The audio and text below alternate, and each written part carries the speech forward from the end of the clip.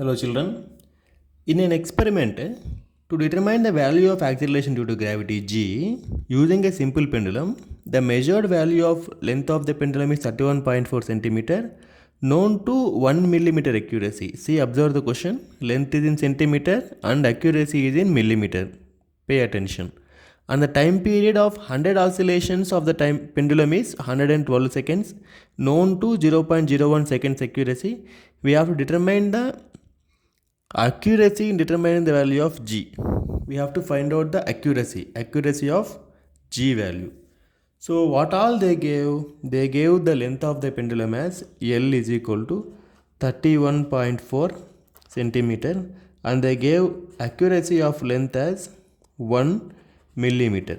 Both should be in centimeter. So it is going to be 0.1 centimeter. They also gave that time period for 100 oscillations is 100 oscillations.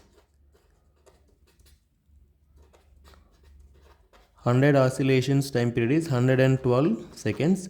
So time period for one oscillation will be 112 divided by 100. It is going to be 1.12 seconds. They also gave that measured accuracy of time period also. Delta t, how much they gave? 0.01 seconds. Now we have to find out the accuracy in measuring the value of g. See, L they gave as L is equal to 31.4 plus or minus 0.1 centimeter and t they gave as 1.12 plus or minus 0.01 seconds. Now we have to find out, using these two, length and time, we have to find out the accuracy in measuring the acceleration due to gravity. What is acceleration due to gravity formula in terms of L and T?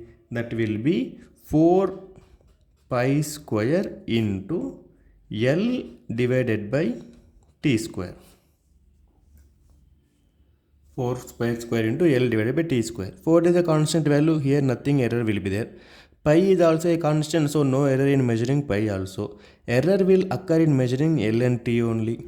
So if you remember the differentiation and logarithmic derivation of this, we are going to get delta g divided by g will be is equal to delta L divided by L plus 2 times delta T divided by T. This is what we are going to get. Okay. Now delta L, how much is delta L? This will be delta L, this will be L, this will be delta T, this will be T. Okay, so delta L 0.1 divided by L 31.4 plus 2 into delta T 0.01 divided by T is 1.12.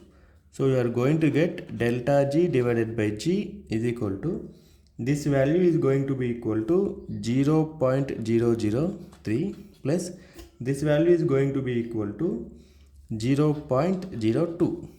So you are going to get delta g divided by g is 0.023. This is the relative error. This is the relative error. How to find percentage error? Percentage error is equal to delta g divided by g into 100.